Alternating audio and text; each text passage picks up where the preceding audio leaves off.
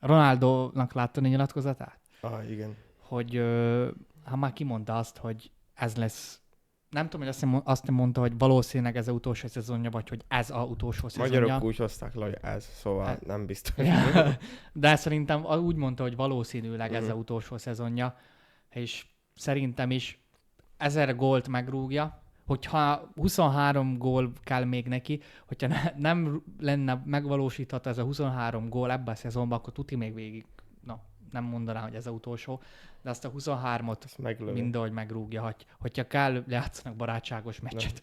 Azt mindegy. Azt mindahogy megrúgja, és utána, hát tényleg visszavonul. Sportingban nem fog visszamenni, hogy mindenki várta meg a ígéretet, amit tett a édesanyjának. Még nem akarom búcsúztatni, majd amikor ez bekövetkezik, akkor felhozzuk ezt a témát, és csinálunk egy 40., 50. adás lesz. Valahogy úgy kitérünk erre, de már tényleg itt a vége, mármint hogy a karrierjébe, meg nálunk is, hogy mit élvezhessük. Tök mindegy, hogy elmúlt pár év meccs, stb., hogy már milyen volt, de akkor is játszott, láttad őt, Persze. benne volt, tudtad köpködni, tudtál örülni, láttad, tudtál örülni, hogyha kikapott, akármi. Carvajal, Ronaldo! The defenders are left with things. He becomes the youngest player.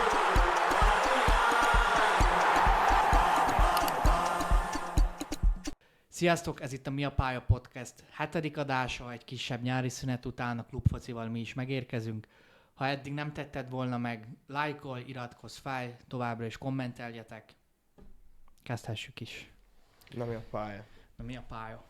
Első témánk akkor Real Madrid. Menjünk bele átigazolásokba, ki fog játszani, új edző, sok új játékos, mire elképzelés a Real Madridnál. Kezdeném én is, fölvázolnám, hogy kezdeném edzővel, José Mourinho. Vegyes érzéseim vannak már, mint hogy amúgy pozitív, mert örülök neki, bírtam őt.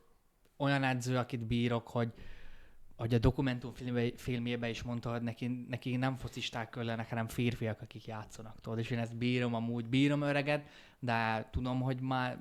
Kókler Mourinho.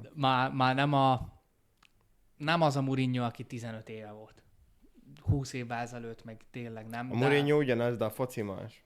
Na, ez pontosan, ez így jó megfogalmazás. De Zidane se volt egy Guardiola. Ott voltak neki azok a játékosok, akik, nem is kell felsorolni, mindenki tudja, aki nem, akkor valószínűleg az meg nem néz minket, ne is nézzen. És most nem mondom, hogy az a szitu van, mint akkor, de viszont olyan játékosok játszanak most a Real Madridba, ha nem nyertek 2 év alatt semmit, ami nem igaz, mert teoretikusan 2 kupát nyertek, de meg szerintem kijelenthető, hogy a világ legjobb játékosébe álló kerete van globálban. Az, hogy tudnak játszani együtt, mint csapat, az egy más kérdés. És ezért mondtam azt a párhuzamot, hogy Zidane se volt egy taktikai zseni, passzol, de Ronaldónak rúgjál több gólt, old meg, de meg volt az, hogy mindenki azért játszott, hogy nyerjen. És jöttek a gólok, rekordok, kupák, és most ezt érzem, ezért ülök kicsit a Mourinho-nak is, hogy nem kell megtanítani a Bellinghamet, támadni, védekezni, hogy kell focizni, Mbappé se gólt rúgni, Vinicius se, hogy kell cselezni. Viselkedjen, és ez pont Mourinho erre jó. Nem lát, Mourinho kicsit már megnyugodott olyan téren szerintem, hogy nem fog első 2 héten összeveszni összes játékossal, hanem 4 hét múlva. De szerintem ő simán le fogja tenni a Viniciust. Jó, azért a Rómánál is azt hittük, hogy majd nyugodt Mourinho-t látunk. A Benficánál is voltak esetei. Én nem mondom, hogy nyugodtat. Ide nem nyugodtság kell. Ide az kell, hogy valaki csapjon az asztalra. Hogy már a Xabi Alonsonak ez volt a hátránya, és hogy a baja, hogy Perez nem állt be mögé, és utána már nem is... Perez nem állt be mögé, oké, de viszont utána még nem tartotta saját magát ahhoz, amit akart. hogy a Vinicius lehozta, és azon a meccsen tényleg ő volt a legjobb játékos. Lehozta, ha lehozza, hanem úgy is megnyerik azt a El Clasicót, de utána kijött a hiszt, stb. Utána nem mártál levenni a Viniciust. Bárhogy játszott. Ne. Szóval ez probléma volt szerintem. És lehet, hogyha ott megtartja azt, hogy már pedig azon, amit én mondok, valószínűleg így is úgy is kirúgják, de lehet nem, mivel akkor jön eredmény, mert legalább addig működött a foci. Szóval ezért örülök a Mourinho-nak. És azon ez van rajtam, mikor 2010-ben, már Interre akkor nyertek BL-t, és 2010-es szezon után jött egyből a Realba, és akkor ez volt, nem ebbe debütálta, hogy most is, most nem idei ez van, ez ilyen kis nosztalgia. Úgyhogy ezért mondom, én örülök a Mourinho-nak, 2 év van benne, nem nagy projekt, nem is érdekel a projekt, 2 éven belül, 2 év alatt nyer BL-t, ő beteljesítette azt, amire idejött. Úgyhogy igazolásokról meg annyit mondanák, hogy szerintem jól igazol a Real Madrid. Nem éheskednek, bár így is rámentek ingyen játékosokra, de most fizetnek, olyan játékosokat hoznak, akik nem mondanak, mivel. De csak a fizetnek, mint hogyha izébe, Babcsóba elmentél volna. Hát jó, de nem, eddig az volt, hogy a Perez nem igen szeretett fizetni játékosokért. Azért jó, Bellinghamért kifizetett 120 milliót, de és ennyi volt. A többi játékos minden ingyen jött, vagy ez kiöregedő. Rüdiger, Alaban, az is kifutott szerződésből jött. Bernardo Silva is most úgy jött talán. Konatéért fizettek, Dumfriesért fizettek. Szóval nem, a Konaté is ingyen jött. Na, akkor érted, mit. Eddig ez volt amúgy, és amúgy bejött, de azért... Olyan, mint a Galliani, meg a Berlusconi, amiket elhoztak, csak ők nem ilyen neveket. Közel nem ilyen neveket. Na. Szóval mennék sorba hátulról, hogy a igazolásokat. Pontozzuk is őket amúgy, hogy... Mehet amúgy, nagy. Az jó, ugye? Mehet. Akkor kezdeném, akkor védelem Cucurella. Figyelj, világ egyik legjobb bal hátvédje. Nuno Mendest mindig elé helyezem. Kicsit más. Szerintem de jobb. Cucurella szerinted jobb? Fú, én főleg úgy, hogy reálos, elfogultam, mondanám, hogy Cucurella jobb, de házi Nuno Mendes. Szerintem nem. Nüanszok van a 2 játékos között, de világ top 2 játékosában bal hátvédjében ott van Cucurella. Nálam Cucurella legyen egy 8-as, 10-es senkinek nem fogok adni, Persze, mert vagy beválik, vagy yeah. nem. Szóval legyen Cucurella egy 8-9, és örülök, hogy odahozták, mert Carreras egy jó játékos, fiatal, és Mourinho szerintem az a edző, akinek be tudja bizonyítani, a Carreras jobb, akkor ő fog játszani. És lesz egy egészséges verseny a 2 játékos között, Persze. és az jó. Úgyhogy nálam egy 8-9 a Cucurella. Szerintem erős 9-es. Hogyha bármilyen bal hátvéd lenne a én csapatomban, a legnyugodtabb akkor lennék, hogyha Cucurella ott lenne. Lehet, hogy rátesz, meg hozzátesz az, hogy a világbajnokságon ugye láttuk őt, de amúgy is a Chelsea-be is. Megmondom őszintén, én csak a VB-n láttam, meg a Chelsea, nem tudom, játszott a Real, amikor a Cucurella ott volt. Fú, nem tudom, de bármelyik Chelsea meccset néztem, ez nagyon jó. Szóval És főleg VB-n... spanyol, ami a Realnak jó, kellenek spanyolok a Real Madridba ugyanúgy, persze. mert azért szarul néz ki az, hogy most is a világbajnok keretből Cucurella lett, aki még nem is játszott persze. akkor jó, náluk, szóval... Hűszen, Carreras beférhetett volna, más téma nem, itt tök mindegy, de persze, hogy nincsenek spanyol játékosok. Yeah. Úgyhogy nálam 8-9, nálad 9-es, szerintem be fog válni. Bírom is a hozzáállás, hogy megmondta, hogy Vinicius, figyelj, minden piszkos munkát megcsinálta, csak rúgd a gólokat, én meg majd védekezek. Bírom, ez nagy. Konaté lenne a következő. Szerintem a Konaté még mindig egy elitvédő. Volt egy fél, nem tudom, hogy egész évben milyen volt a Liverpoolban, tudom. Szar. De nem, csak múltkor említetted, hogy az volt a szar, amióta följött a pletyka, hogy Igen. akkor megy a Reálba. Azért mondom, hogy nem tudom, hogy egész évben, de én úgy veszem, hogy a tavalyi szezonban Konatének 0. De azelőtt meg top hátvéd volt. Van Dijk mellett kirobbanthatatlan volt. Nem tudom, a Liverpool játsz, ezt csak így bemondtam, mert valószínűleg az volt. Kezdő volt. Van Dijk mindig jó. De nem a Van Dijk mellett a Konatét mondom. Szóval a Konaté ingyen jött, és most nem megyek bele abba, hogy valójában nem jött ingyen, meg ki kellett fizetni ezt, nem lett kifizetve a Liverpool, nem kellett fizetnie, lejárt a szerződése, elhozta. Ezért mondanám szintén 8-9-esnek az véget, mivel hiányposzt abban a szempontból, hogy rengeteg a sérült, ugye Militao még most is sérült, Rüdiger féllábú játszik, úgyhogy kell ő oda. Most megmutathassa megint, ő is csak 26-27 éves, még mindig is védőknél, az még extrém fiatal. Szóval szerintem megint egy 8-9-es nálom. Megy erős, 7-es. 7-es? 7-es. Én nem tudom, én a Konatét nagyon nem érzem. Az összes igazolás, Real Madrid igazolás közül, tehát a Konaté és a Bernardo Silva, akit én nem többire mindegy rátélünk meg a Bernardola, de én a Konatét nem érzem. Én se várok nagy csodát a Konatétől, remélem ezért meg is fog lepni. Konatének azért mondtam, legyen egy 8-as, már kell játékos. És meg ha csereként be van dobva, már valaki sérült, vagy akármi, azt el tudja játszani. És rengeteg sérült a védelem elmúlt években, és hogy rengeteg sérült is volt a védelemben elmúlt években a Reálnál. Szóval ez egy hiányposzt, kell oda. Úgyhogy jó, mert lehet, hogy is jót fog tenni neki, hogy nem egy Premier League-be játszik, szóval jóval kevesebb dolga lesz, mint amit a PL-ben megszokott. Igen. Következő igazolás, Dumfries. Ő nagyon kellett. Nem az, hogy kimondott Dumfries, hanem egy jobb hátvéd. Már nem tudom, egy 10 éve probléma a jobb hátvéd poszt. Az Lucas Vázquez tették hátra annó, aki jobb szélső volt, jobb szélső támadó rakták be jobb hátvédnek. A Carvajal, hogyha lesérült, nem volt kit berakjanak. És Carvajal tavaly elment, tavaly, azt sem tudom amúgy a Trent helyett kijátszott Valverde. Benne van. Várjál, hogyha nem a Valverde, ki volt amúgy a jobb hátvéd a Trent helyett? Nem tudom. De amúgy Valverde szokott ugyanúgy játszani. Szóval érted, megint csak egy középpályás. Yeah.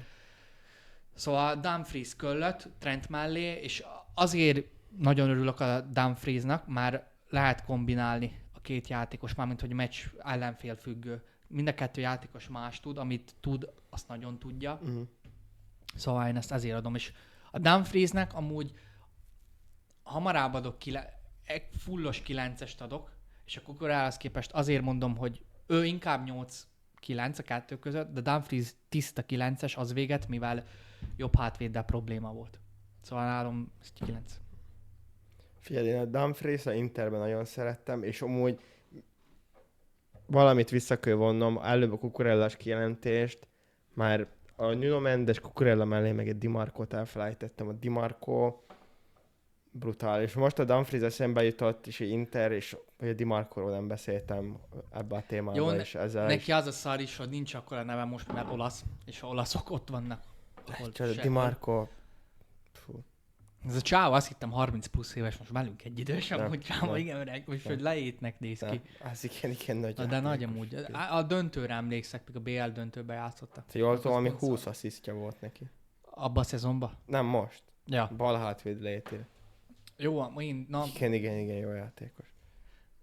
Nem ismerem amúgy annyira játékát, de tudom, hogy top. Úgyhogy csak ennyi. A Dumfriesra jön egy, nem tudom. Az a helyzet, hogy amiket írtak a neten a felkészülési meccsen, ott azt olvastam, hogy nem voltak a Dumfries-en megelégedve. Én mondjuk nem olvastam ezt. Én pont, hogy azt olvastam, hogy amúgy stabil volt, jó volt, és elvileg nem tudom, hogy miért tudnák használni, mármint, hogy miért használnák őt jobb szélsőként, de ez is egy amúgy sokszor játszott ott a felkészülési meccseken, hogy szerintem egy olyan jobb szélső lenne, mint annó a Valverde, hogy nem az, aki nem egy Gareth Bale vagy Lamine Yamal, hanem az, aki ott van, hogyha köl védekezik, akár hogyha Trent mögötte van. Cserének el tudnám képzelni, hogyha bejön egy 70. percben, mert amúgy kurva gyors. Szerintem amúgy nem lesz kezdő. Szerintem a Trent kezdő lesz, de viszont lehet egy olyan ellenfél, aki Trent is, és Dumfries is fog egyszerre kezdeni. Dumfries az egy pitbull. az, amit a Barcelona is csinált elődöntőben, állott. Azért a bal felét a Realnak mindig sokkal veszélyesebbnek érzem. Bármint nem úgy, hogy látom a hibát benne, hogy veszélyes, hanem hogy sokkal stabilabbnak gondolom. Hát még most a jobb szél, jobb fele a Realnak eddig nem volt nagyon, most Hát fél, még most se, Dumfries, Trent, tehát de így a komplet jobb én felét értem, hogy a mondom. bal felét kellett erőltetni, hogy a Jamalt félre le tudja szedni valaki. De a bal felén is azért vigyázni Jobb. kell. Ja. Jobb felét. Vagyis a jobb felén.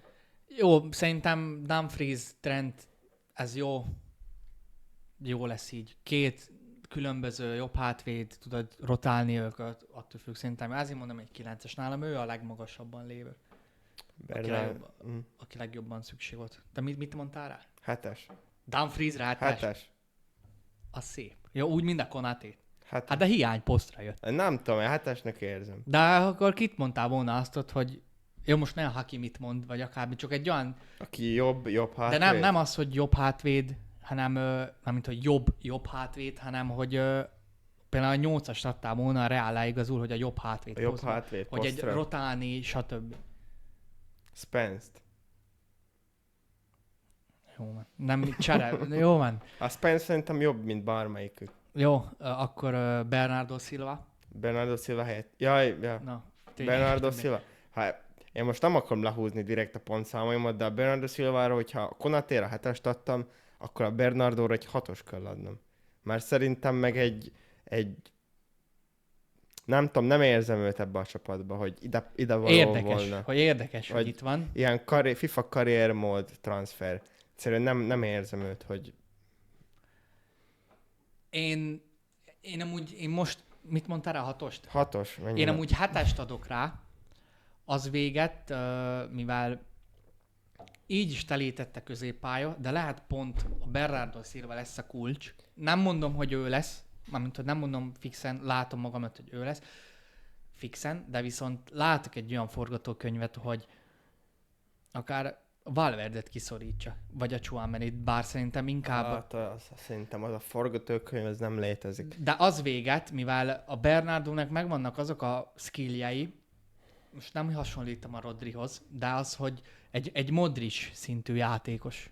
Mármint egyébként a Bernardo Silva félre Jó, ne ki ezt értsetek, hasonlítani, lehet elit. a játékstílus, de a skillek sokkal erősebbek a Modric. de nem azt akarom mondani, hogy olyan játékos. Első leszögedném, Bernardo Silva világ egyik legjobb középpályása volt 2 éve a De Bruyne mellett, abból a Citybe, meg amúgy.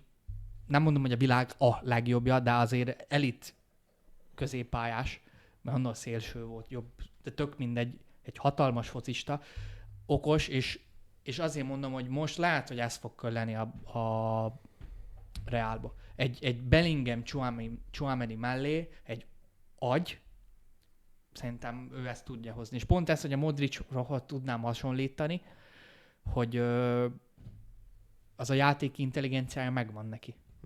Úgyhogy ezért mondanám, hogy látom magam előtt, hogy úgy a középpályát például Tchouaméni, Bernardo Silva előttük Bellingham, vagy ezt hamarabb látom, mint Valverde, Bernardo Silva és Bellingham. Én a Realban, hogy tudod, ki tudnak elképzelni? A Ödegaardot, aki volt már, ugye? A Ödegaard az most De kurvára hova? passzolna. Ha akár a Bernardo Silva, akár De ki Bernardo helyre. Silva jelenleg cserejátékos.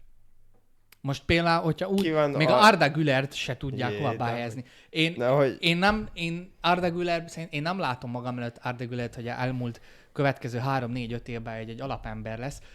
Ő el fog menni, szerintem. Ő megy a Fenerbahce-be is. ott Dehogy. van. De, Dehogy nem. jó, hételed a De Gülert. nem már nem. Hételed a Gülert. Én nem mondom, nem szeretem. Én ilyen semlegesként vagyok vele. Nem szokok hallgatni más embereknek a véleményére, de őt igen prézelik. Én nem értem, hogy miért. őt igen prézelik. Olyan, hogy most is olyan témák vannak, hogy ami eddig volt, hogy Vini Mbappé kérdés, az most Bellingham Arda Güler kérdés lesz. Ami egyértelmű, kurvára egyértelmű. De hogy ez felmerült Hát és szerintem már eleve az rossz, hogy felmerült. pár Bellingham én se mellé. értem. Bellingham lehet elfogultság, nem, kimondom, Bellingham most a világ legjobb középpályása számomra. Jó, de milyen poszton? így globálban. Most az összes középpályást, hogyha veszem. Most nem érdekel, nem azt mondom, hogy a Pedri is, meg a Bellingham más poszton játszik. Más szerepköre. Azért kérdeztem, de így, hogy hogyha azt mondanám, hogy nekem ő a top középpályás. Most tud védekezni, támad is, cselez is, vezéralkat is tud lenni VB-n, amit csinált.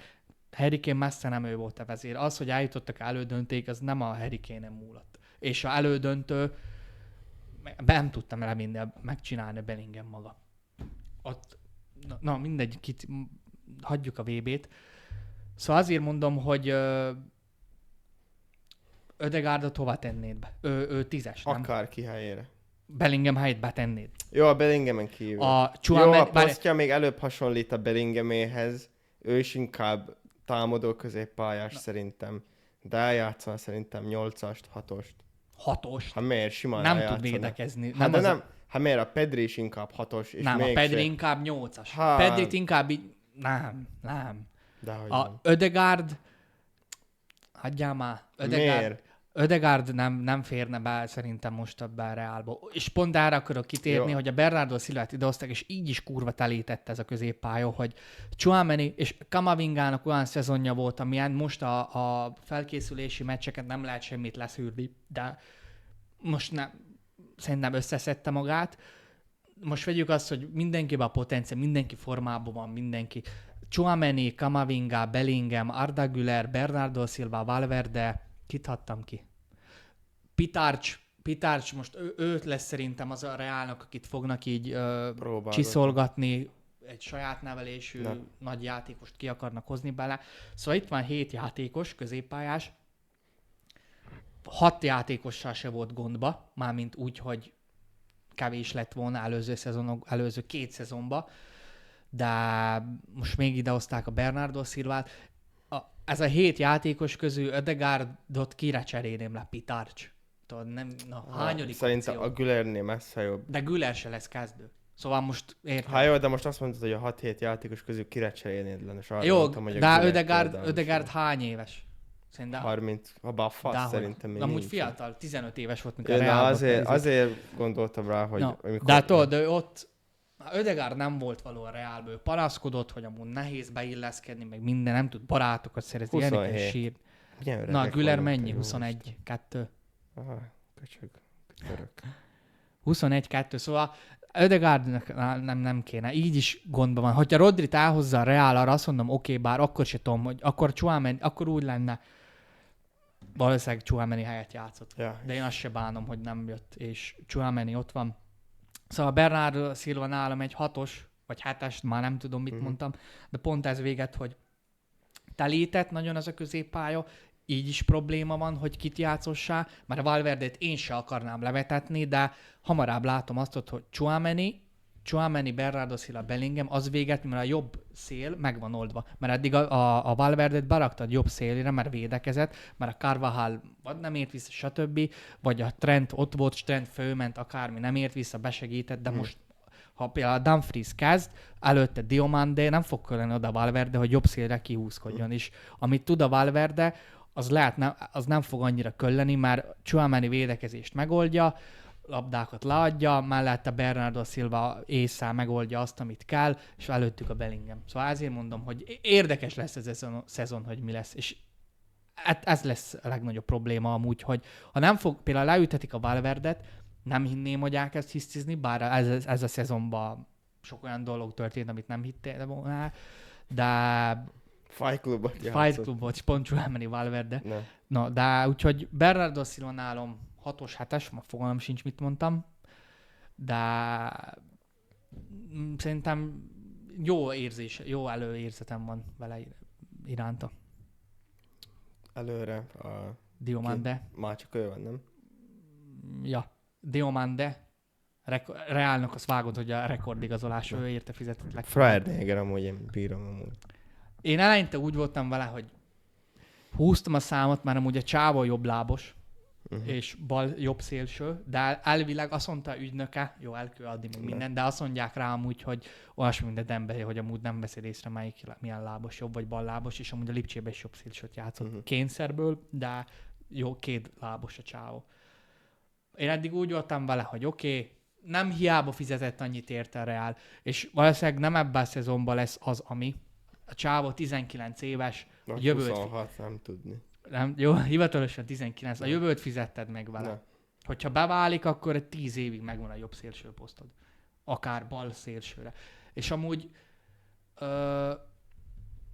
azt se tudom, mit mondtam már ezáltal, hogy ki volt eddig a legjobb igazolás, amit itt mondtam. Szerintem a Dumfriesre mondtam, hogy a legjobb. Kukura, nem? Nem, 8-9-et mondtam a Cucurellára, és a Dumfriesre meg erős 9-est. Ja. Viszont a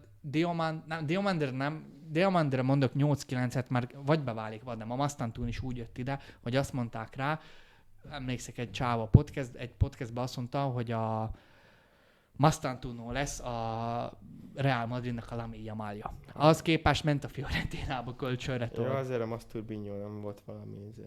Na de érted, azért mondom, Na. hogy úgy jött ide, hogy wow, és a Diomande is úgy jött ide, hogy így jön ide, hogy fú, hogy...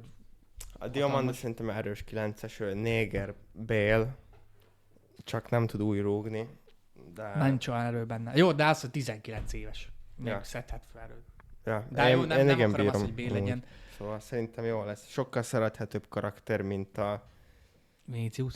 Viniciusnál, persze, hogy... De amúgy én már kezdem a Vinit megszeretni. Szerethető karakter, őszintén, És mit Freire láttál állkapcsa lett. Diomandeból? Hogy tessék? Mit láttál Diomandeból, hogy bírod? Gyors, De meg nem, egy csak amúgy szerény mennyi ember, szimpatikus. 5 meccset láttál, 5 meccset Ötöt láttad? biztos többet is.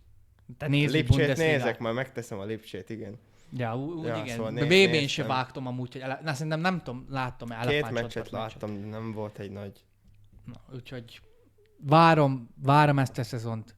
Annyit mondanák még, hogy szerintem hogy lesz a kezdő, és hogy én mit szeretnék, de ja, szóval akkor kezdeném. Courtois, Cucurella, Huijsen, Militao, bár a Militao még fél évig térdműtétje volt, szóval ki tudja mikor jön, szóval amúgy Militaót akarnám. Na, még őt is bírom a Real. Őt igen bírom. Amúgy ő, ha játszik, Freire világ legjobb hátvédje. Azon egy meccsen. Utána... Jó, csak tudjon jól visszailleszkedni. Hát de keresztszalag szakadás után visszajött. 2 keresztszalag szakadás, azt vágod, amúgy elszakadta egyik lába, visszajött, pár meccs, elszakadt a másik. És utána úgy jött vissza, hogy mint mi se történt volna, paf, megint lesérül. Szóval az, ő amikor játszik, világon a legjobb, ő a Prime Maldini, akármit mondhatnak rá, csak az a baj, hogy egy meccs. Szóval Huijsen, Militao, ha egészséges, de nem. Huijsen, Konaté. Szóval Huijsen, Konaté. Ne Asensio is mentsen meg. Habár, hogyha pont, hogy Asensio játszol, azt akarnám. De amúgy egy legyen. Ember... Na, akkor Cucurella, Huijsen, Konaté, Trent, és ma olvastam, a 4-2-3-1-et fog játszani a Mourinho, szóval akkor így, és akkor 2 középpályás, Tchouaméni, Valverde, de ez nem fog, ezt a 2-t nem látom, hogy fog működni. Úgy keveslem azt, hogy például most hátul lenne a Tchouaméni, Valverde, oké, a Valverde-ben látok kreativitást, a Tchouaméniben nem látok előre való játékban. Ő egy Casemiro, okosabb, mint a Casemiro, de az, hogy a Valverde szerintem meg kevés arra. És ezért mondtam azt, hogy a Bernardo Silva ott lesz. De viszont a Bernardo Silva nem tud közelső úgy védekezni, mint a Valverde, és hogyha 2 CDM-mel fognak játszani. Jó, de annós 4-3-3 játszott annó a Zidane, és akkor Casemiro, nem mondom maga védekezett. Ja, egyedül vissza CDM. És azért plusz egy ember ott van, Bolyát oda leteszi, hogy abba át tud botlani ember. Szóval szerintem 1-2 meccsen, első pár meccsen amúgy úgy lesz Tchouaméni, Valverde, de pár meccs után, hogyha Bernardo Silva jól fog beszállni a meccsbe, és fogja azt hozni, amit elvárnak tőle Mourinho akar, és jönnek eredmények, akkor ez Tchouaméni, Bernardo Silva lesz. A többi játékos szerintem nincs kérdés. Bellingham, persze. Előttük balszélső Vini, középet Mbappé, jobb szélső Diomande. Az, hogy amikor a Rodrigo visszatér, az egy más kérdés. Remélem, hogy fog visszatérni. Nekem ő amúgy a Mbappé volt a kedvenc játékosom, de a Realban, mielőtt a Mbappé oda ment volna, akkor nekem ő volt. Messze fölül van nekem, mint a Vinicius, a Rodrigo. Szóval így, a átigazolási igazolást a Realnak jól érté, úgy szerintem 100%-os, mármint, hogy jól igazoltak, sikeresnek mondanám, mármint, hogy abban a szempontból, hogy ez eredményes volt, vagy hogy mondjam, okés volt ez az átigazolási szezon, jól igazoltak, hiányposztra, mélyítették a keretet, lett egy jobb szélső, Bél után, Bél nem tudom már hány éve nem játszik, és mikor még itt volt, Bélt nyert, akkor se volt kezdő. Azóta nincs, Bél óta nincs jobb szélső. Szóval kemény. Végre van egy stabil jobb szélsőnk. Szóval jó, majd meglássuk. Várom ezt a szezont. Most Jó, minden nyáron várjuk, szóval. igen, amúgy ki vagy éhezni minden. De jó, el tudom hitetni magamnak ezeket, hogy ez lesz, az lesz, így utána ki tudja mi. No, szerintem én nekem nincs más a Realról most. Ez ennyi. Neked valami hozzáfűzni való? Nincsen. Figyelj, legyen egy jó Real, hogy szorongassanak meg minket. Azért Atletikót megelőznie is egy nagy kihívás lesz a Realnak. Idén? Na, úgyhogy meglássuk. Na, amúgy, figyelj, én most előbb látom azt, hogy a Barcelona fog nyerni a bajnokságban, mint tavaly. Tavaly nekem vegyes érzelmeim voltak, a Csabi érkezése ilyen megfélemlítőnek hatott rám például, hogy tényleg kurva erős Real lesz. A Mourinho meg egy szélhámos.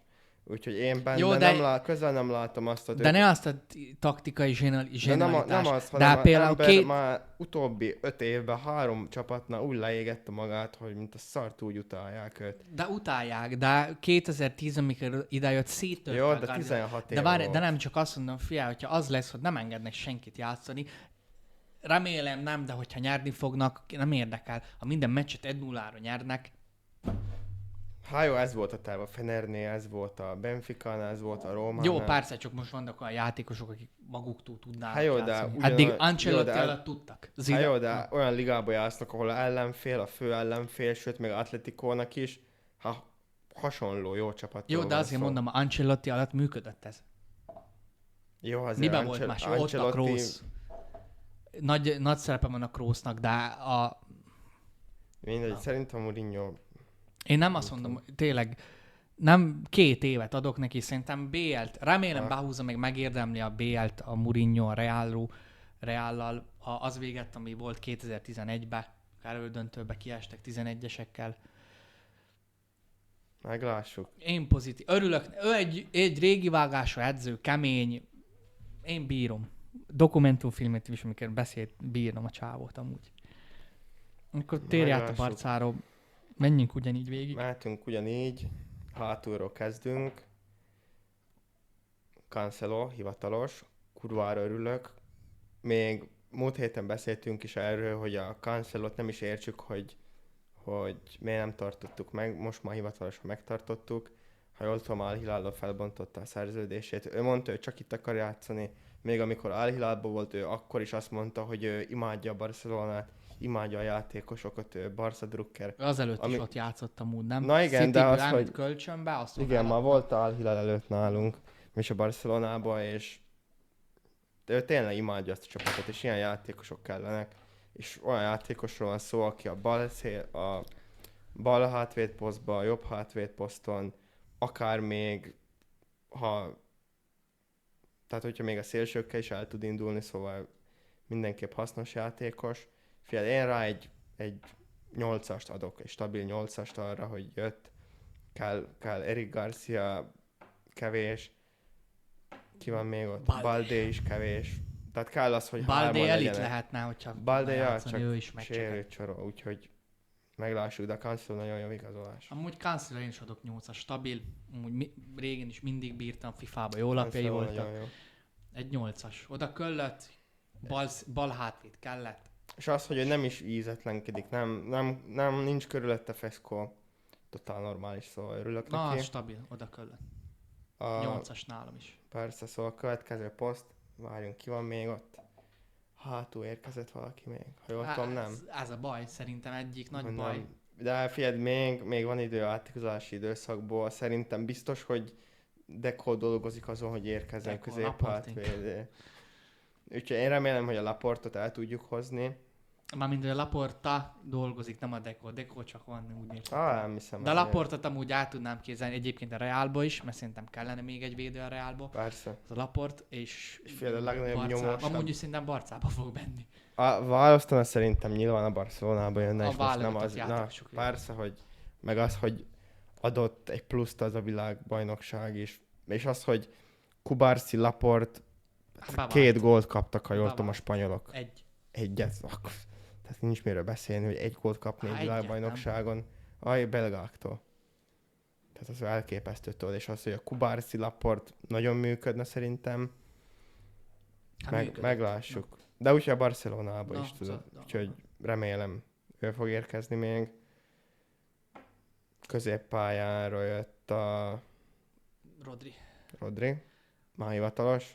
Már a klub még nem mutatta be, de Fabrizio lehozta. Az is egy kókler. Most vágod, amúgy befejezte ez az utolsó szezonja, átigazási szezonja És után. nem alszik ember. Ilyeneket nem fog oldani. Na. De amúgy Most is egy team dolgozik neki, szóval nem egyedül izél. Na, de azt én nem bírom a Fabriciót, hagyjuk is, menjünk tovább. Van az a néger kisgyerekek, nem azt mondja, Here we go, I'm there, we land. Na. De úgyhogy Rodri. A Rodriról beszéltünk úgy, hogy ott van. Rodrira ki szeretnék térni jobban, szóval most bele sem megyek. Sőt, ne is menjünk bele, pontozzuk, utána majd belemegyünk, mert róla szeretnék többet is mondani. Azt, hogy fiad, Rodri, lehet mondani, hogy 30 éves, lehet mondani azt, hogy sérülékeny, de kétségen kívül a világ legjobb középpályása azon a poszton, tehát a CDM pozícióban, ha egészséges, akkor a legjobb a világon, a VB-n is bemutatta, és végre van egy aranylabdás aktív játékosunk a csapatban. Igazából ami aggályom van, hogy a Pedrivel ugye a De La Fuente mellett nem tudott együtt játszani, mert erre térjünk ki később a Rodrira, már a Rodriról tényleg sok mindent tudunk beszélni. Fussunk át a többi igazoláson, és hogy fog szerinted játszani a Barca, és utána Rodrira kitérünk bővebben, már őről lehet sok mindent mondani, mert szerintem ez átigazási szezon a legnagyobb híre. Meg legnagyobb kérdések is számomra amúgy felé vannak. Én egy 9-est adok, nem is 9-est, inkább egy 8-ast. Nagyon úgy néz ki, hogy a Bajnokok Ligája győzelmehez a hiányzó láncszemeket keressük, és ő például egy ilyen láncszem, Rodri kell oda mindenképp. A középpályásaink is sérülékenyek. Hogyha De Jong nincs, akkor már nagy baj van, Pedri nincs, nagy baj van. Mindegy, hogy ki lesz a kezdő, örülök neki. Jó, mindig jó, hogyha a világ egyik legjobb játékos játszik. És egy aranylabdástól. Mit mondtál, mennyi?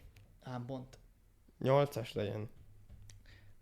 Én egy 6-ost mondok rá, és majd nem mondom, hogy meggyőzlek, hogy de olyan érveim vannak, hogyha a Real igazolta volna le így, a Realnak kicsit jobb lett volna, mivel jobban köll oda, de majd erre kitérek.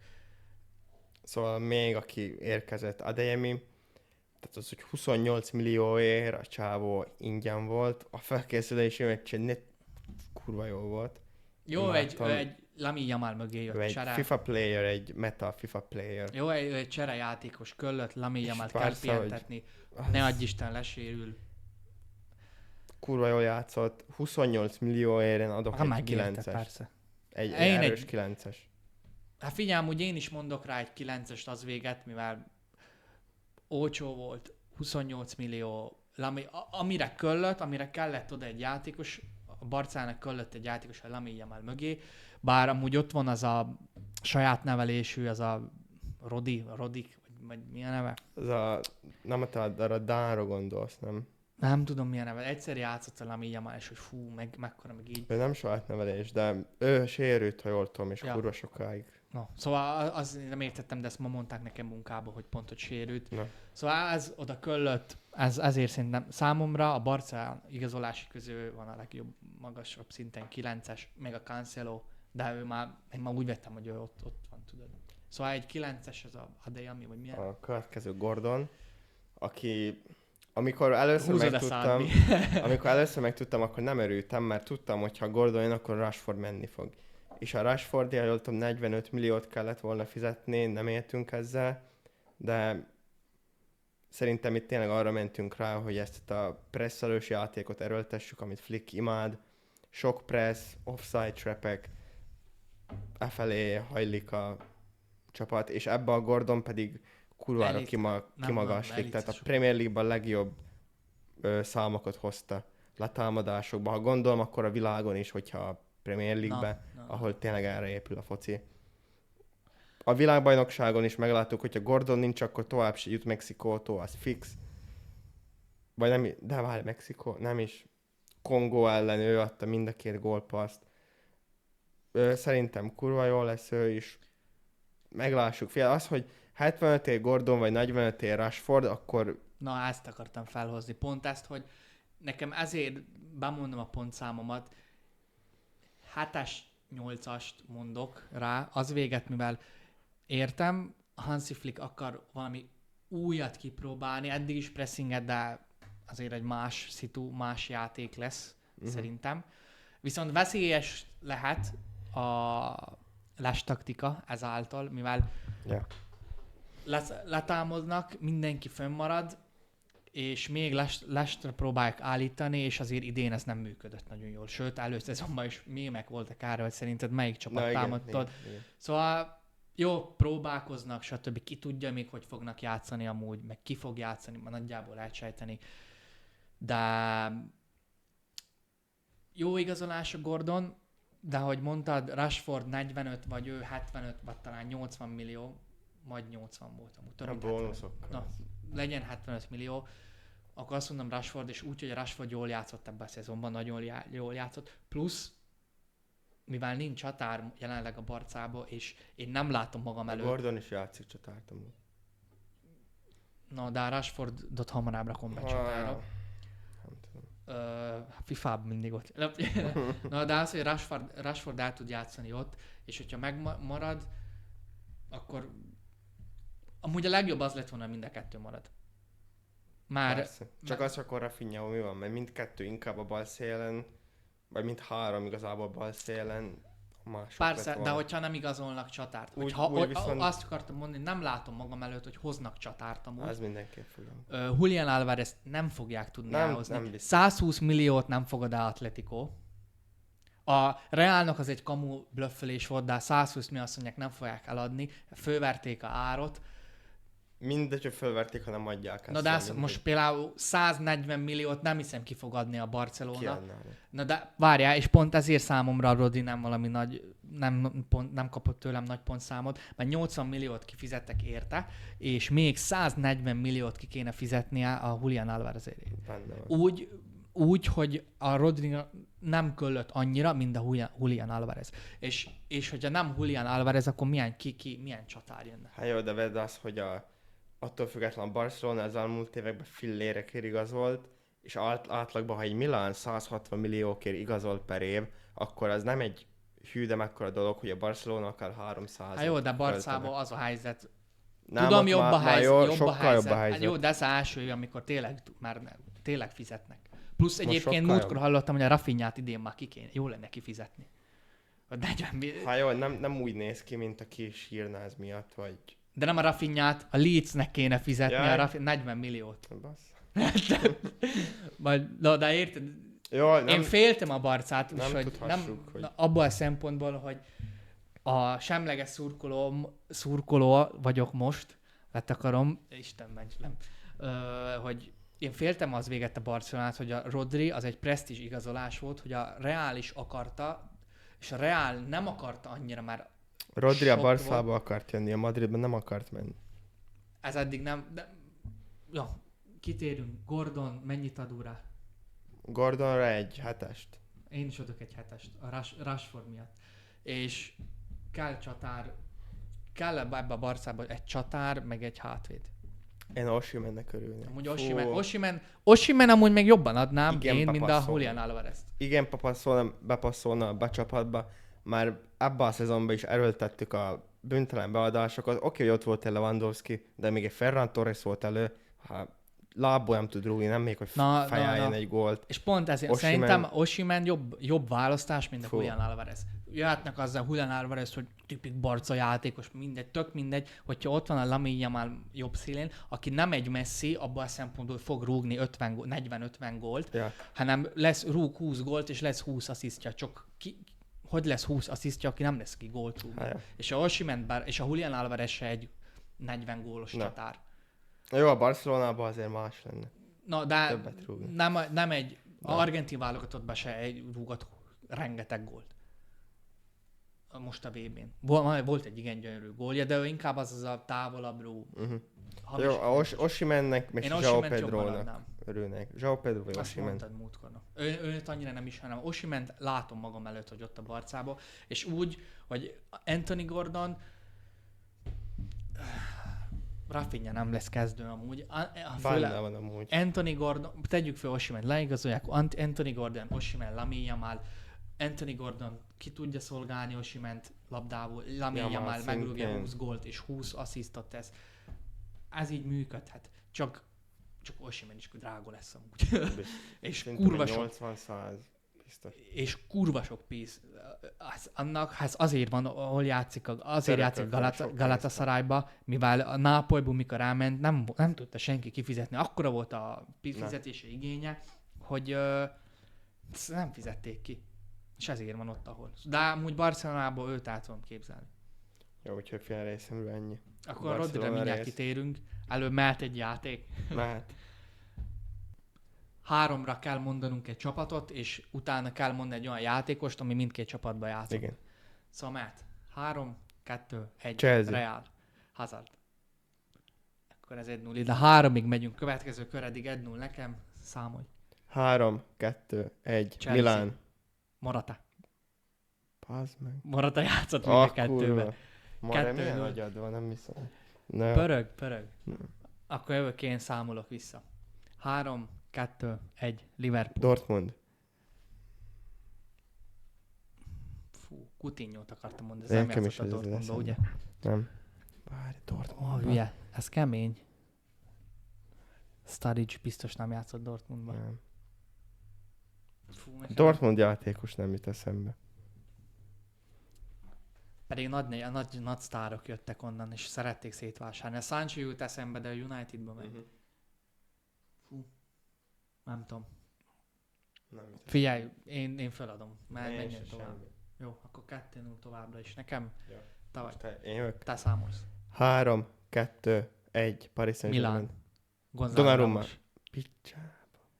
Jó, hosszabb volt a neve. Na. Hosszabb volt a neve. 3. Jó van. Jó, akkor ezt behúztam most. Jó, jövő héten. Ez jobb játék. Ez nagy, végig visszük a szezonba amúgy. Ezt most találtuk ki egyébként. De ez jó. De ezt visszük ki végig. Ezt adom. És most szezon végig majd, hogy kinyert. Persze. Akkor 3-0 ide. Térjünk át Rodrira. Utolsó témánk.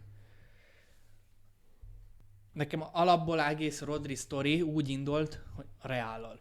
Igen. És úgy is voltam, hogy én nem örültem neki, már az a középpálya, hogy mondtam is, így is telített, bár akkor még Bernardoról nem volt szó, de jó, nyilván Rodri sokkal jobban kell a Reálba, mint a Bernardo Silva. Csak én bízok a saját játékosaimban, hogy szimpatikusabbak, jobban szeretem őket, és még egy problémát, úgyhogy a Vinicius hosszabbított, nem megy el, még egy problémát idehozni. Nem hinném, hogy kisgyerekek, hogy jaj, 2 éve, hogy kicsúfultál, mikor... Jó, csak itt azért ennél sokkal nagyobb dologról volt szó, hogy egész csapat nem utazott el arra a labdára, és részben miatta. De nem azt mondom, hanem miután megnyert, és utána találkoztak. A City Real Manchesterben játszott, és ugye volt, hogy most sírjál valami ilyesmit, és a fényképet, és a többit tudod. Talán ott nyert amúgy pont a Real. De érted, ez így szarul jön neki, bár kétlem, hogy kisgyerekek, akikben ilyen sérelmek vannak, persze. hogy most figyelj, vagy játszunk együtt, vagy most 2 évvel ezelőtt, ami meccset úgy is megnyertem, és bemutattam, hogy én mondjuk a jobb ez fölhántorat minket, és ilyen probléma. De fönt áll ez a veszély, hogy most nyakadra hozunk még egy problémát, úgyhogy Vinicius nem igazolt el azt a játékost, aki véget, egész renoméja a játékosnak megromlott. A Real Madridnak is azóta megromlott a közvéleménye, mert miért nem ment, stb. Bele lehet kötni, hogy oké volt, nem oké, Viniciusnak után, tök mindegy. nem örültem volna neki, de ahogy mondtam is előbb, világ egyik legjobb játékos, nálad játszik, persze, hogy fogsz örülni, és szükség is van szerintem jobban a Rodrira a Realnak, mint a Barcelonának. Főleg ennyi pénzért örülök, hogy nem jön. Úgy, hogy a csávó 30 éves, nem öreg, 30 éves, de már a prime-jából megy ki, ha már nem ment ki, és most felhozhassuk a VB-t, de 7 meccs. És itt jön a legnagyobb probléma, de várjál, itt 7 vagy 8 meccs, nem tudom, azt hiszem 8 most idén. A legnagyobb probléma az, hogy a Rodri lehet 8 meccsen még mindig a világ legjobb játékosa, vagy azt, amit csinál, a világ legjobbja, de megnézed a Citynek a szezonját, Sérült volt még tavaly is. és de úgy volt, hogy pont ez volt, 3 heteket játszott. És pont ezt akarom mondani, hogy 8 meccset, 3-4 hetet, 1 hónapot le tud játszani a Rodri elit szinten. Jó, azért ez nem így van, mert nem az volt, hogy tényleg, hogy havonta játszott, nem játszott. Volt egy nagy sérülés. Én meg nem. Én tényleg megnéztem, hogy a csávó amúgy nem hetente, hanem 2-3 havonta.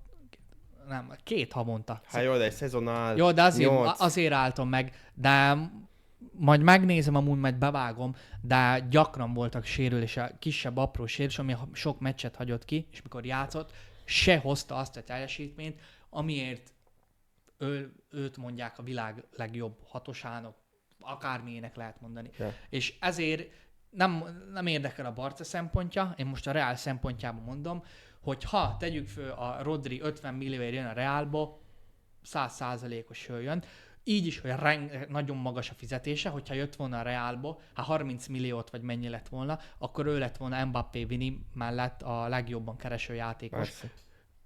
Ami még mindig sok, de úgy, hogy 30 éves, és most például kap megint 4 éves szerződést, sok benne a kockázat, amúgy ezt akarom kihozni.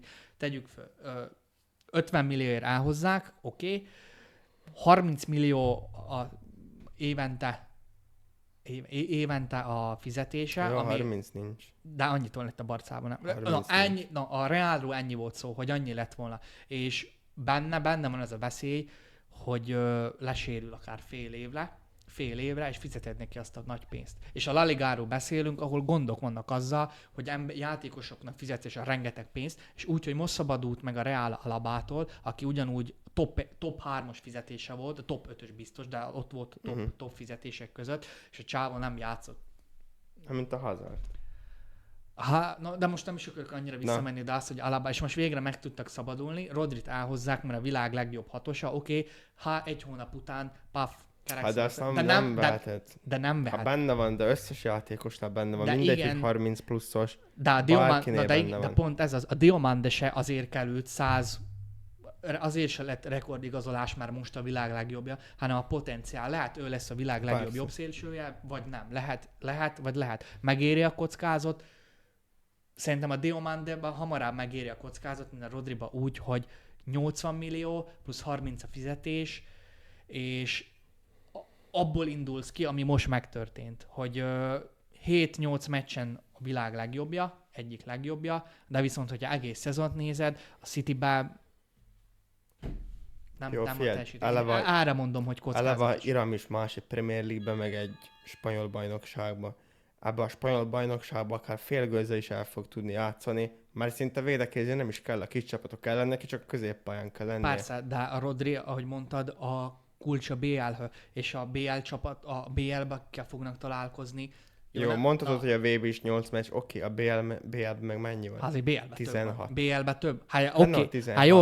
Jó, de Rodri nem csak a BL meccsen fog játszani. Hogyha a csávót nem fogják játszatni, és csak BL-re rakják be, akkor azt mondom, olyan nem lesz. Na de ezt akarom mondani, hogy ez a 7 meccs, a 7 meccset úgy mondom, hogy folyamatosan 7-8 meccset le tud játszani világszinten. Jelen állás szerint, ami elmúlt szezonban volt, 7-8 meccset lejátszik világszinten, a 9-től kihagy 2 másfél. De nem tudhatod, az, hogy most volt egy ilyen szezonja, oké, benne van, kinek nincsen egy olyan éve, amikor sérülése bajlott, és nem kis sérülése volt, ez igaz. De várj, nem abból tért most vissza. De mindegy, azért is hiányzott. Tehát mindegy, hogy sérült-e vagy nem. Amúgy meg úgyis van annyi sérültünk, hogy mindegy, nem érdekes. Egy azért van, hogy De Jongot nem tudtam, hogy sérült. Ha De Jong egészséges lenne, akkor Rodri totál fölösleges. Úgy, hogy általatok világ legjobb középpályásának kikiáltott játékos, vagy Pedri. poénkodtak, elitjátékos, stb. A Pedri, meg a Rodri, ez amikor a Rodri hozta megint aranylabdás teljesítményt, bár szerintem abban a válogatottban nem ő volt a legjobb játékos, mindegy. Meghatározó. Oké, de nem ő volt szerintem ebben na, mindegy. Pedri, Rodri... Rodri, van az a mém, vagy ez a izékon, Pedri, Rodri. Én amikor láttam, ezt múltkor említettem, hogy a Bellingham mindeket egyszer a Pedrinek adja, azt egyszer a Rodrinek. Mindegy. De a Pedrit így kiveszik a játékból. És Rodrit kétlem, hogy nem fogják játszatni, és Pedrit se fogják letenni, de a válogatottból indulsz ki. Én csak abból... Ami egy más foci. Tudom, a Flick rendszerében meg, hogyha beleillik a kettő, tudod, ez is olyan, hogy... De én csak abból indulok ki, amik történtek most, tudod, és azért a válogatott, nem mondom a tiszta más focit játszik, mint a Barca, de viszont... nem. Annyi, hogy oké, sok kis passz. De azon felül a Flick, azért... Azért erős letámadás van, és főleg úgy, hogy most még jobban arra megy rá. Szerintem más azért, amit a focit játszanak. És az, ha hogy más, nem amíg egy Gonzalo Ramos leigazol egy Milan 75 millióért, addig leigazoljuk a világ legjobb középpályását ennyi pénzért, ahol annyi pénz bejön, hogy igazából már megtérül egy jó nagy összeg azzal, hogy csak jött. Jó, és van egy akkora marketing értéke a Rodrinak. Szerintem marketing értéke nincs van, Rodrinak. egy aranylabdás játékos jön a Barcelonában, van. Aranylabdás játékosnak marketing egy értékenek lenni, de Viniciusnak nagyobb marketing hát nyilván értéke más, van. de nem hasonlíthatod. Nem. A Jamalnak is nagyobb van, mint a Valverdenek. De pont ez az, de előző aranylabdás, most mit hasonlítjuk, Benzema, nem akarok abba a vitába belemenni, hogy most a Rodri megérdemelte, nem, stb. Kinek, de viszont azt szerintem kijelenthető, hogy nem mondom, hogy a legszorabb aranylabdás, de viszont nem tudok. Én már mindegy, ez visszamenőleg nem tudok olyan, de én a marketingre mondom, hogy a Pedrinek szerintem sokkal nagyobb a marketingje, nagyobb marketing lehetőség van a Pedriben, mint a Rodriban. A lehetősége megvan, de jelenben a Jamal után szerintem a Rodri lesz a legnagyobb név, persze. Attól függ a Pedrivel mi lesz. A Pedrivel el tudják Pedri adni, még fiatal. A Iniestas, hát de nyomjuk, ő nem saját nevelés, de mindegy, de legjobb a posztján. Rodrival nem fogod mondani azt, hogy Busquets már van 30 éves. De friss aranylabdás, világbajnok. Sőt, és a Busquets sem volt nagy marketing érték. Hát jó, de akkor milyen nevek voltak a Barcelonában? Volt egy Neymar, Suárez, Messi, ami... Na de oké, de az, hogy most a Pedrire, hogyha PR-t építed, a Rodrinak amúgy van... Jó, de nem azt mondom, hogy ő fogja elvinni egész Barcelonát, hogy jött a Rodri, és vele fogunk eladni Venni mindent. olyan mezet? Rodrisat?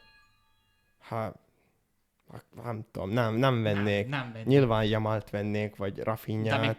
De még Rodrit mond, vagy Rodrit? Rodrit. Na, Pedrisat hamarabb venném, mint Rodrit. Előbb vennék, de nem arról van szó, attól független új igazolás, új is annyi mezt el fognak adni, hogy lehetetlen. Egy spanyol játékos igazolt Spanyolország legjobb csapatába. Nyilván sokat el fognak adni belőle. Ez csak egy... Én nem látom jó igazolásnak. Az, hogy ennyi pénzért leigazolod, a posztra igazolunk a legjobb játékost. De ott van talán a második vagy a harmadik. A De Jong azért de sérült. Tudom, de és hogyha visszajön, mi van? És úgy a Pedri... És az, hogy van két olyan játékos, az csak hozzátesz, nem elvesz a másiktól. Jó, de viszont se csatárod, se hátvéded. De még van hátra több mint egy hét, sőt, fast 2 hét van a bajnok. Én megmondom őszintén, szerintem a Rodri az egy olyan igazolás volt a Barcának. Ez az én véleményem, te véleményed az, hogy a Barcába akart menni. Én azt tudom mondani, amit 90%-ban olvastam, hogy Reál így, Reál úgy, Reál én meg 90%-ban azt olvastam, hogy a Barcelonába akart jönni. Mikor? Még a VB, addig még a Reál nem mondta azt, hogy nem egyezik meg a Cityvel, addig a Barca szóba se jött. kihozta le ezt. Hát de addig nem volt szó a Barcelona, csak addig... Én olvastam azt. Hisz ma meg olyanokról volt szó, hogy arról beszéltek, hogy a Rodri nem tudom hányos mezet fogja hordani. Ilyen mániák voltak, de amit akarok mondani, hogy a Real nem bánom, hogy kiszállt, már ebben sokkal nagyobb kockázat van, a kora véget, sérülékeny. Jobban kéne a Realba a Rodri, mint a Barcába, ezt még mindig tartom, és úgy, hogy a Pedri meg a Rodri nem működött a VB-n. Más foci, stb., de akkor sem működött a VB-n. Ez tény, ezt láttuk. Pedrit le is rakták a padra. Szóval... Jó, csak a Barcelonában ott van az edző, aki a modern foci legnagyobb esze. Egyik legnagyobb, igen. Az, hogy egyik, akkor oké, de az, hogy a legnagyobb, nem a legnagyobb, bár ő most nem edző a legnagyobb. Nem tudom, amúgy én most itt mondanám a Flicket a top 3 edzőbe. Hát, de Guardiola, Flick, Enrique. Akkor Klopp, és összes Klopp az mi? Golf edző?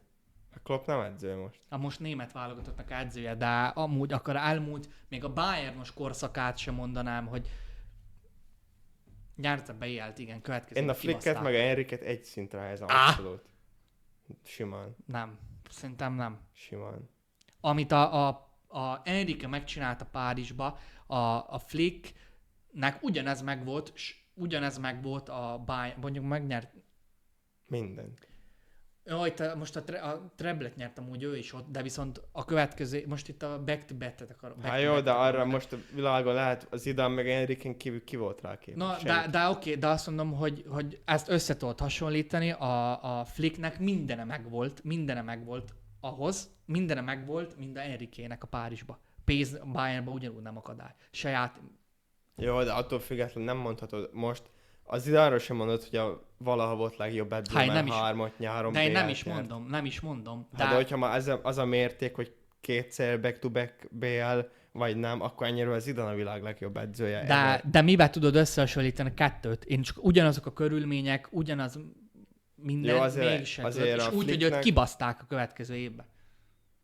Azért a Flick meg a Enrique más. Sőt, a Flick volt válogatott edző is, nem? Volt. Ott is kibaszták. Mindegy, nem mond nekem azt, hogy a Flick nincs benne a top 3 edzőben jelenleg. De nem azt mondom jelenleg, hanem a elmúlt 5 évet veszem. Elmúlt 5 évben is ott volt szerintem a top 3-ba simán. Nem tudom. Én most sem mondanám a top 3-nak, hogyha BL-t veszem, már egy 2 szezonra, ha előző 3 évet veszed, előző 2 szezonban a Real olyan volt, milyen kutyaszar volt. Nem mondom, nem veszem el a Barcának a érdemét, de Real nem volt ellenfél. BL-be elbukott mind a 2 évben, bár ez a 4. éve már, de a 3 évvel ezelőtt a Real bajnokságot nyert meg BL-t, Ancelottival. Amikor először oda ment a Flick, a Real B-t nyert bajnokságot. Jó, utána nem nyert, semmit. Nyert, hogyha most ez de nem elmúlt, ezeket a Flicknek hiányzik a BL győzelem. Lehetsz te a világ legjobb edzője, legokosabb, de hogyha nem jön eredmény, baszhatod. Ezért jött a Rodri.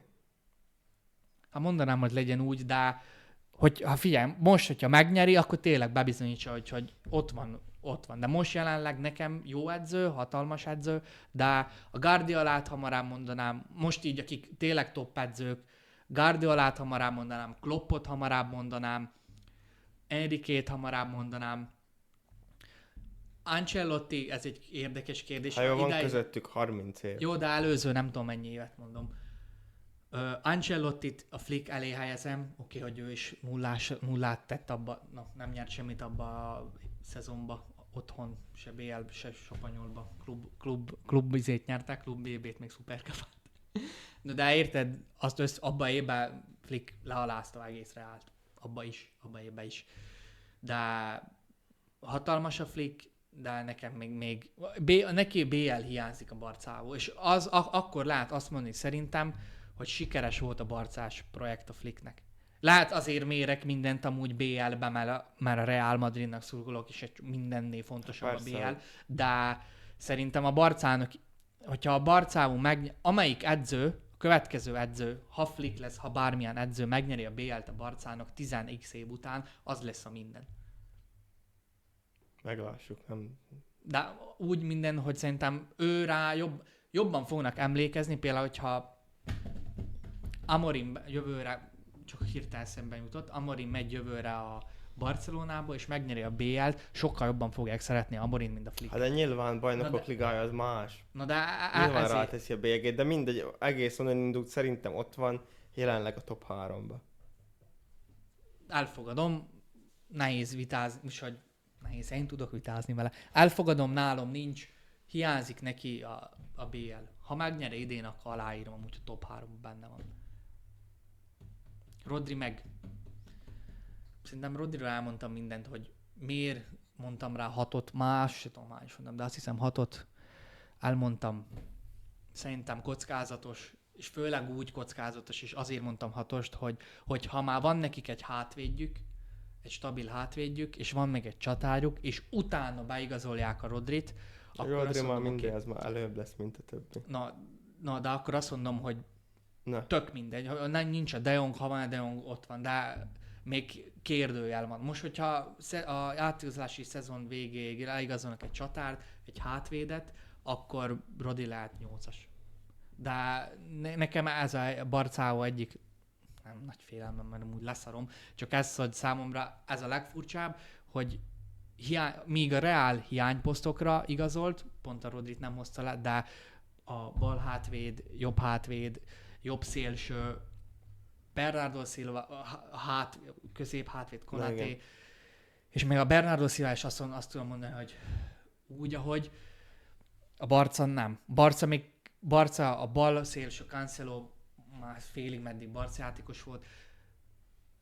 A jobb szélső, akit mondtunk a Dortmundból, az oké, és Gordon rá is húzott kicsit a szádot a Rashford véget. És eddig ez csak 3 igazolás, meg valakit mondtál 10 millióért, vagy mit tudom, vagy gyereket. De érted, de ezért mondom, hogy szerintem a Barcának még kell igazolnia. Ezzel nincs mese. Kell sok igazolni. Csapat ilyenkor lendül be. Ilyenkor már jobb áron meg tud venni a játékosokat. Jobb áron meg tud. Nem, csak mondom, jelenleg hányadika van? Augusztus 18. Eddig nyilván aktívabb volt a Real, mert ők már de nem aktívabb, hanem Rodrit elhozták. A Barca is, szóval a Barca is igazolgat. Csak mondom, hogy számomra fura, hogy hamarabb elhozták a Rodrit, és mint egy Rodrit úgy is leigazolták volna augusztus 31-én. Jó, szerintem itt Alvarez-zal már folynak régóta, tudjuk, hogy folynak a tárgyalásoktól, de rajta múlik igazából szerintem a további helyzet, amíg van, de úgyhogy leigazoljuk, tudod. Tehát, hogyha már biztos nem jön Alvarez, akkor másképp fognak alakulni a dolgok, ha megjön akkor is. Szóval szerintem úgy rajta múlik a Barca jövője a nyáron. Tehát a Julián Alvarezon múlik, hogy hova igazol? Hogy nem azon, hogy hova igazol, hanem hogyha jön, akkor is más érkezők fognak jönni komplet, ha meg nem jön, akkor is komplet minden más posztra más érkezők fognak jönni. Nem értem. Most, hogy Julián Alvarez jön a Barcába, pénzre múlik, hogyha 140-ére elhozzuk Alvarezt, akkor már erre nem fog ennyi pénz jutni védőre, nem fog ennyi pénz jutni XY-ra. Érted? Tehát lehet, hogy tudunk aztán igazolni csatárt 70 millióért. Az a fönnmaradó összegén úgyis el lesz költve más posztra. Ezért mondom Rodrinak számomra, hogy 6-os, sok a kérdőjel még. Kiderül, meglássuk. Szóval ennyi lett volna mára. Mi a Pálya Podcast. Köszönjük, hogy végignéztétek. Jövő héten újra találkozunk.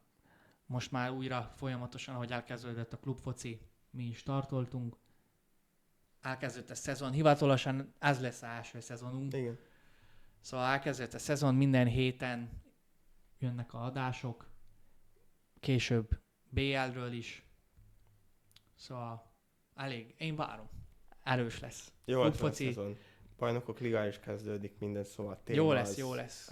Sok téma lesz. És szerintem most ahogy mondtad, minden nyár végén nagyon várjuk persze. Hogy...